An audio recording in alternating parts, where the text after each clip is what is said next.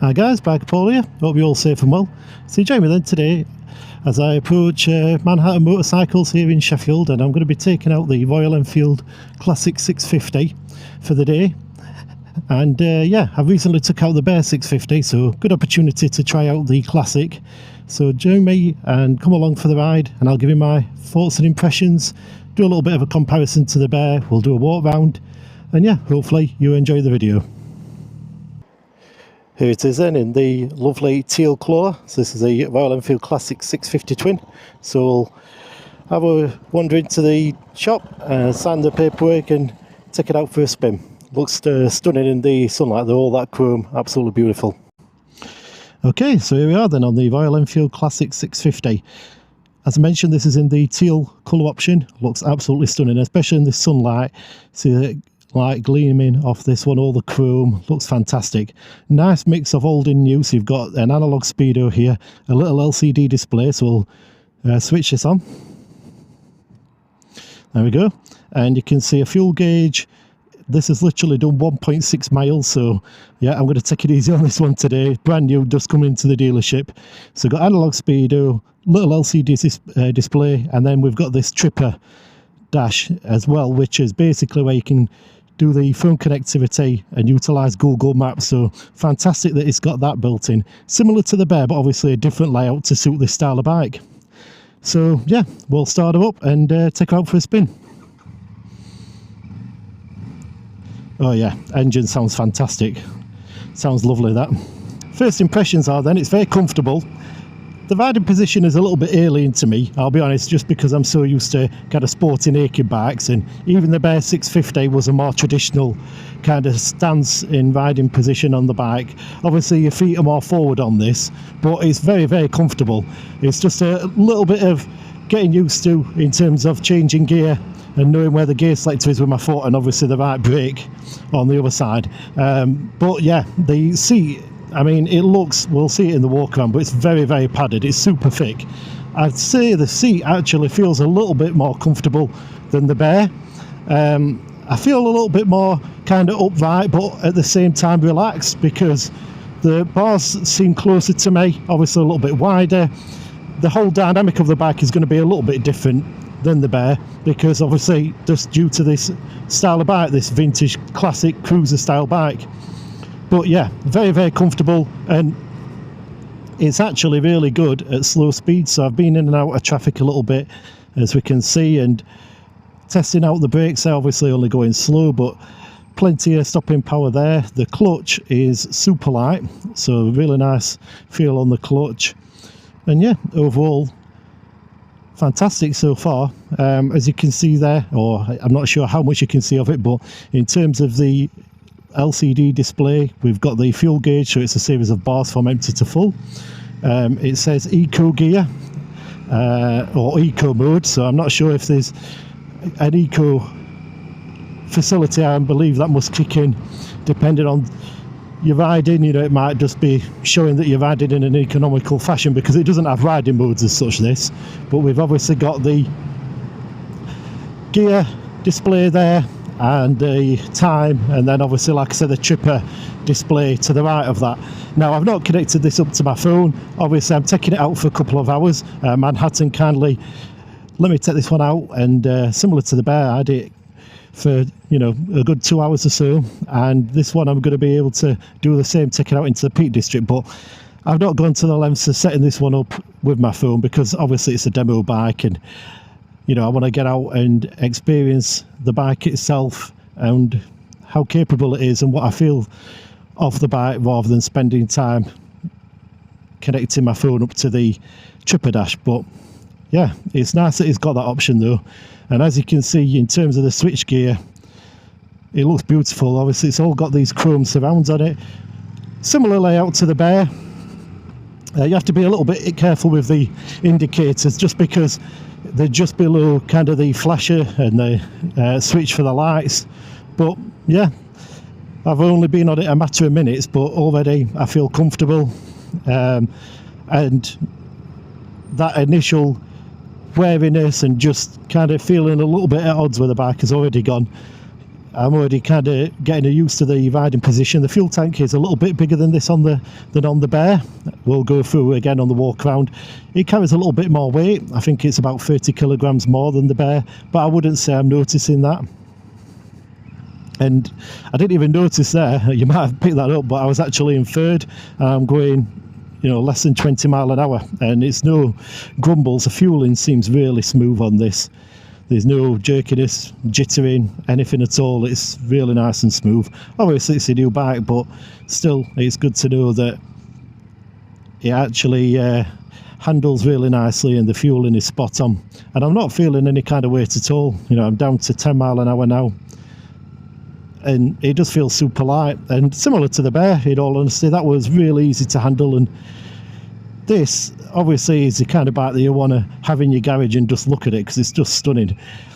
I'm not necessarily into these kind of vintage classic bikes normally, but even I can appreciate it. It looks fantastic and it definitely draws attention. I think in this teal colour you see a lot of glances and a lot of people looking at it, and even while I was sorting out the kind of paperwork at the dealership and so on, there was people just wandering past and doing a double take every time they saw it. The three colour options, I think for me personally, I probably have the black and silver. I think that one is a little bit more subtle than the teal. There's a Vallum red one. We'll have a look at those and I'll pop them up on the screen so you can take a look at the three colour options. But yeah, for me I'd go for the black and chrome one. But this one, if you want to draw attention and have a bike that just stands out, this one is the one. It looks incredible. I know between the different model ranges they kind of make tweaks and adjustments. Obviously you've got the Interceptor, the Bear, and this one the Classic. So it's an engine that is proven with Royal Enfield. They know what they're doing. Obviously it's a fantastic performing, torquey, punchy engine, and they can kind of interchange it between models, but there's obviously a lot of changes between these models visually and in other areas, different torque figures, like I said, bigger fuel tank, different weight, but the actual suspension feels a little bit different on this as well. I feel like the Bear was a little bit firmer, and if anything for this kind of bike, I feel like it suits it more if this was firm. I'm not sure it'd be very relaxing to ride because obviously you're a little bit lower down. This is a lower seat height than the Bear by about 30 millimeters, and I feel like you need the suspension to be nice and soft and supple.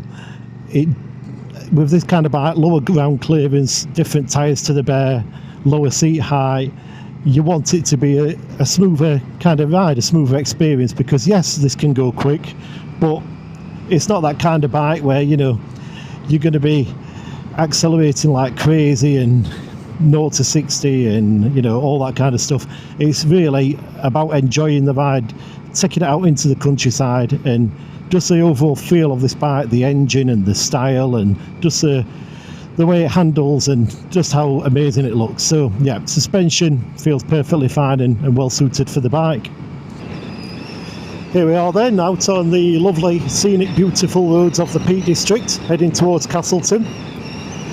Picked up the pace a little bit, and as you can see, it's perfectly fine at these kind of speeds. Super comfortable, and the handling's just a dream. It's obviously carrying a little bit more weight than the Bear, but obviously the Bear 650 there I'm referring to, but you wouldn't necessarily notice it. It's really nice and handling, and it just tips into the corners nicely, holds the line really well. Don't have any complaints on the tyres. Obviously these are still being scrubbed in. I'm the first person to ride this bike. I'm taking it from 1 mile on the clock up to whatever we do today in the next 2 hours, but yeah, it actually feels really nice and confidence inspiring, and the brakes are fine. And yeah, in this kind of scenario, out on a Saturday or a Sunday at the weekend, heading into the countryside, I mean, it don't get much better than this on a nice sunny day, obviously on this kind of stunning bike, and it definitely draws attention. It's no doubt about that. It looks amazing, and just the details, obviously we'll take a close look on the walk around, but everything looks really well put together, and the finishing is fantastic. There's loads of little details everywhere you look. We've obviously got this kind of Royal Enfield branding there on the yoke, and this lovely filler cap finished in silver, and just chrome everywhere, and yeah, it's just beautiful. and super comfy to ride. I've got used to the riding position now. I don't feel cramped in any way. I'm about 6'1", but yeah, feels a little bit obviously lower than the Bear, but that's no issue for me. Probably my knees are a little bit more, I don't know, a slightly strange angle compared to how I would usually be riding a bike, but obviously it's just because it's more feet forward, if anything. But yeah, as you can see, acceleration's fantastic, no problems there at all. It's a lovely punchy engine. You know, it might look vintage, it might look classic, oldie worldy, but it's got plenty of performance. I mean, you don't really need much more than that. I'm sure this would go well on a motorway, I've no doubt about it. It feels like there's plenty more left in tank. I'm obviously going about 50 here, just at the roundabout speed limit. I'm in 5th gear. It's got another gear, so you can notch it into 6 there, save a bit of the fuel. But yeah, lovely. And the actual lever and the clutch lever action is just perfect. It's really nice and smooth, just like the Bear. I'm not sure if this is kind of like a slipper clutch or if it's just really been tweaked just to have a very light action at the lever, but it feels super light on the clutch.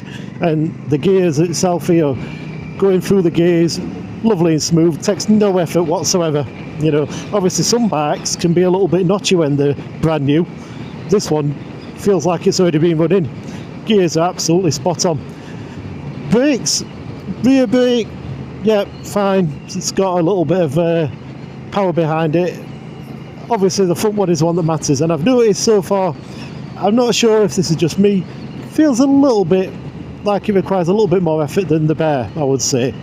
I believe the brakes are the same, the bi-brake, so maybe that's just me not really recalling the Bear exactly in terms of its performance, because I feel like that was around about a month ago now, something like that, when I did the Bear. So I've not done them back to back in the same day or anything like that, but they're perfectly adequate. You know, I guess it also depends on the bike that you're coming from. So today, to get to Manhattan Motorcycles, I was on my Suzuki GSXS 1000 with Brembo brakes. That's not got the latest Brembo brakes or anything, but you know, they're obviously a little bit stronger than this, and you'd expect it because that's more of a performance bike. But again, it feels fine for this kind of bike and the speeds that you're going to be going at. No problem at all. I would say probably just takes a little bit more of effort to stop than possibly on the Bear, but it's difficult without going back to back on them. Again, it might also be the adjustment. That could be just an adjustment thing. Obviously, if this were my own bike, I'd probably be adjusting the lever a little bit. But yeah, that's literally pretty much all I can think of. Obviously, I'm going to be spending a little bit more time on this today. We're going to be doing the walk around shortly, and we've got a fair few miles to go before we can get into Castleton. This is kind of a route I'm normally familiar with. I just feel like it's a nice little transition from the city roads where you can find out what the fueling's like, go at slower speeds, stopping and starting a lot, what's the acceleration like, to this where you can stretch its legs, you know, put it into some higher gears and feel what the handling's like. Because as you can see around here, there's a fair few different corners, a lot of variety. You've got some that are quite sharp, and then you've got sweeping corners, and as you can tell from my voice as I'm bouncing over these potholes, some roads are nicely paved and some aren't, which is to be expected pretty much in England. But yeah, it's also nice for the video to get out into the lovely scenery of the Peak District. But I feel like this is just such an easy going bike to ride, you know. It doesn't really matter what gear you're in. If you want to go quick, you can go quick. If you want to go nice and steady and slow, you can, and it's perfectly happy regardless. Here it is then, the Royal Enfield Classic 650. Looks absolutely stunning. Lovely sunny day, plenty of bikes out today, and yeah, what a better bike to be out on than this. Obviously I'm the first person on it, so I'm really lucky, and thanks again to Manhattan Motorcycles for letting me take this out for a couple of hours. So I'll have a little look over the bike then. So starting off with the engine, so it's the same 648cc parallel twin engine as the Bear 650, puts out 47 brake horsepower, maximum torque 52.3 newton meters at 5,650 rpm. Lovely finish in this chrome there with the chrome pipes, and obviously we've got this twin exhaust system, spoke wheels, lovely teal colour, looks fantastic. It's got a 6-speed gearbox, a steel frame, which obviously similar again to the Bear. This one is quite unique in that it has a removable pillion seat and subframe, so you can make this into a single seater, which is again going to change the looks quite drastically. And if it was me, I think I would take off that pillion. I don't tend to ride with a pillion often, so yeah, for me that'd enhance the looks even more. So if we go over to the front, then we've got the brake setup. So we've got a 320mm single disc at the front with a twin piston caliper, Royal Enfield branded, but I believe these are the Barbary. Feel free to correct me in the comments if that's not right though. And then at the back we've got a 300mm disc again with the Royal Enfield branded twin piston caliper. The fuel tank, lovely with the pinstripe and the branding there. As you can see, we've got this chrome filler cap, looks fantastic. And this one is a, so let me check my notes, 14.8 litre fuel tank. Okay, so a little bit bigger than the Bears. That was 13.7. Okay, so enhances the style, but also you're going to get a little bit more fuel out of this one. And ABS, as you'd expect. This is obviously the speedo there, analog speedo, LCD dash underneath, and then to the right we've got the tripper, which will connect to your phone and give the Google Maps connectivity, as I understand it. Obviously, as the grips, we've got the Royal Enfield branding, lovely chrome on the switch gear. There we are. On that side, that's the little switch that you just flick to start it. Hazard lights, indicators, headlights, horn down at the bottom, if you can see that. Obviously we've got these nice retro style mirrors, lovely headlight shroud here, and the suspension 43mm front fork, and then it's a twin shock at the rear, or twin rear shocks. LED light, we'll have a look at that shortly, but yeah, kind of a mix of vintage and modern. We've got a proper steel metal, well, I'm not sure if it's steel, but it's metal anyway, mudguard there. And yeah, these kind of classic indicators, I think they're called tiger eyes or tiger eye style indicators. Running lights, yeah, looks fantastic. And yeah, other than that, it's got a USB charging port as well. Now I'm not sure exactly where that is hidden, so I'll have a little look around and see if we can find that. Normally they're in kind of where the headlight shroud is or somewhere like that. I mean, these are details that I found on the Royal Enfield site, so I'm not sure I can see that. It could be hidden somewhere around the headstock, so put that in the comments if you've got a classic 650 or you're aware of where the USB charging port is. But it could be under the seat. In fact, actually thinking about it, more likely under the seat. I know some bikes have them near the front, but this one's probably under the seat. It's got this lovely teal radiator guard surround. Again, it's all matching in with the colour scheme of the bike, and yeah, overall it looks fantastic. In terms of pricing then, so this teal option is £6,600, so really competitively priced, fantastic pricing. The black chrome version is £6,799, and then you've got a Vallon red which is £6,500. I'd probably go for the black chrome, but yeah, the teal one does look lovely. You can see here, kind of shot of the back, so a nice little brake light, again tiger eye indicators, twin exhaust setup there.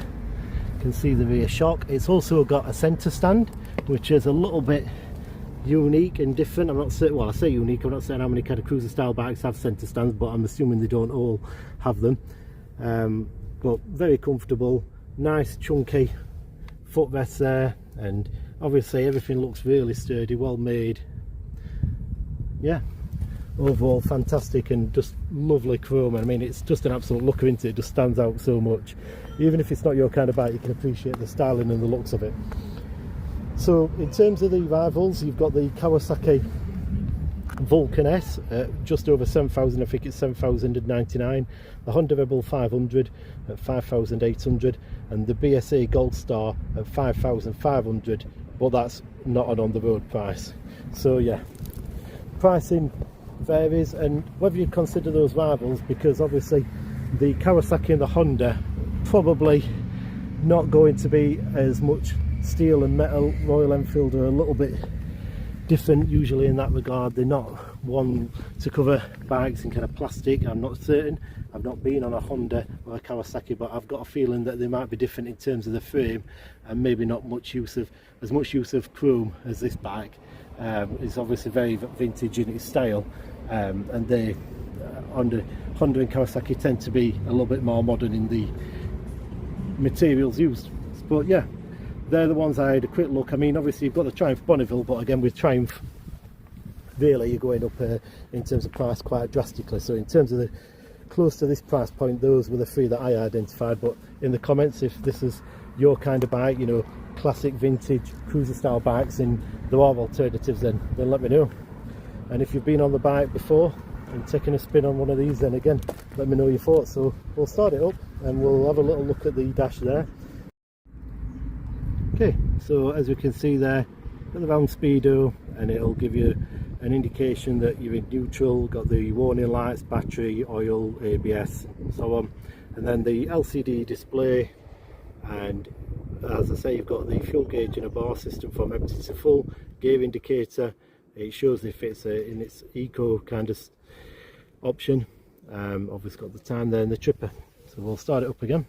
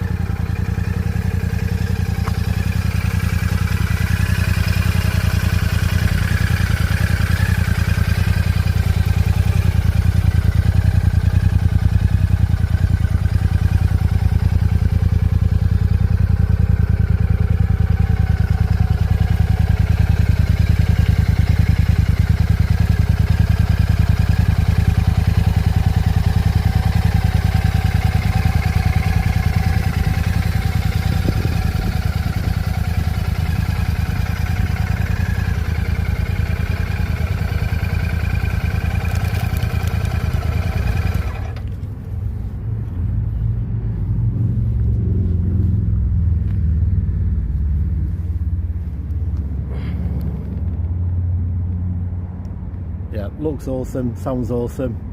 It's a beautiful bike. I'll cut to a little shot then of me sat on the bike just so you can get an impression. Like I say, I'm around 6'1", so hopefully this will give you an idea of the height of the bike. But although I'm fairly tall, I wouldn't say it's uncomfortable. So if you're around about 6 foot or shorter, you should be perfectly fine with this. You can easily get your feet down.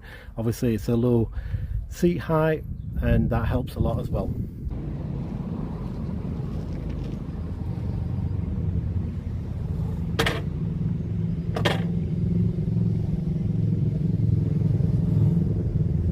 Okay, so I'm on my way back now to Manhattan Motorcycles.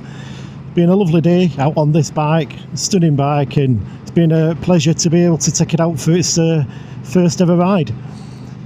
I'm not sure, I may have forgotten in the walk round video to mention the wheel or tyre sizes. So it's a 19-inch at the front and an 18-inch at the rear, and the tyre branding is Nilo High. I think the Bear had Nilo Rex, so I'm guessing it's kind of like the same manufacturer, but you know, they feel fine.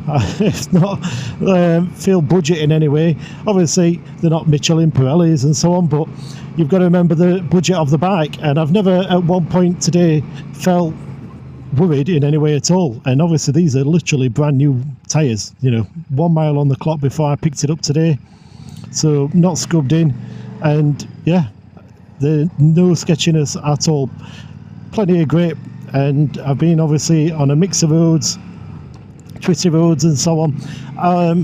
Can't comment on what they'd be like in the wet, but you know, I'm guessing they'll be fine. And with this kind of bike, obviously lashings of chrome and beautiful paintwork and so on, I'm not sure I'd be wanting to take it out a lot in the rain or winter, because it's just such a lovely bike. And obviously we know what it's like with the salt in winter and how it can affect the chrome and metal and so on. So me personally, I think this one would be for nice beautiful sunny days like this, spring summer days, where you can take a bike out and just enjoy it, enjoy the scenery, enjoy the roads, and it's just a pleasure to ride in. As you can see, just plenty of torque. It's just absolutely lovely to ride.